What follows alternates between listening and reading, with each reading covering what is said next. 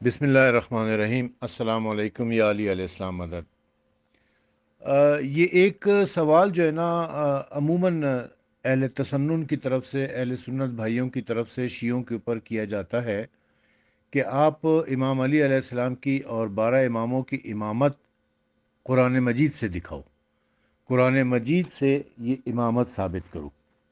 सूरह कसस की तरफ हम आते हैं। सूरह कसस की आयत नंबर 5, सूरह कसस की आयत नंबर 5 है।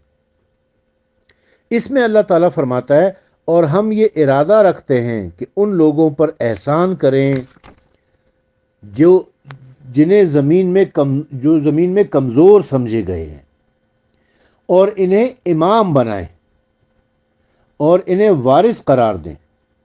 सूरह कसस की आयत नंबर 5 है।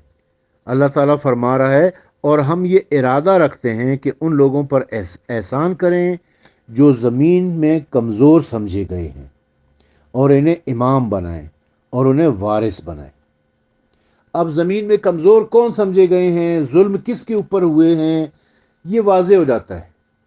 तो अल्लाह ताला ने इमाम बनाए। इसकी तफसीर में इमाम जाफ़र सादिक अलैहिस्सलाम से मनक़ूल है कि हज़रत सल्लल्लाहु अलैहि वसल्लम ने हज़रत अली, इमाम हसन और इमाम हुसैन अलैहिस्सलाम की तरफ निगाह की तो रोने लगे। फिर फरमाया, तुम ही हो जो मेरे बाद कमज़ोर किए जाओगे। और एक रिवायत में है कि इमाम जाफ़र सादिक अलैहिस्सलाम से पूछा गया कि या इब्ने रसूलल्लाह, इसका क्या मतलब है? आपने फरमाया कि हज़रत सल्लल्लाहु अलैहि वसल्लम ने फरमाया था कि तुम मेरे बाद इमाम होगे। यकीनन अल्लाह ताला फरमाते हैं। फिर फरमाया कि यह आयत हमारे बारे में क़यामत तक जारी रहेगी। और अल मजालिस में इन्हीं हज़रत से, यानी इमाम जाफ़र सादिक अलैहिस्सलाम से मनक़ूल है कि आप इस आयत की तफसीर में आपसे इस आयत की तफसीर पूछी गई तो आपने फरमाया कि यह आयत हमारे लिए और हमारे हक़ में नाजिल हुई है।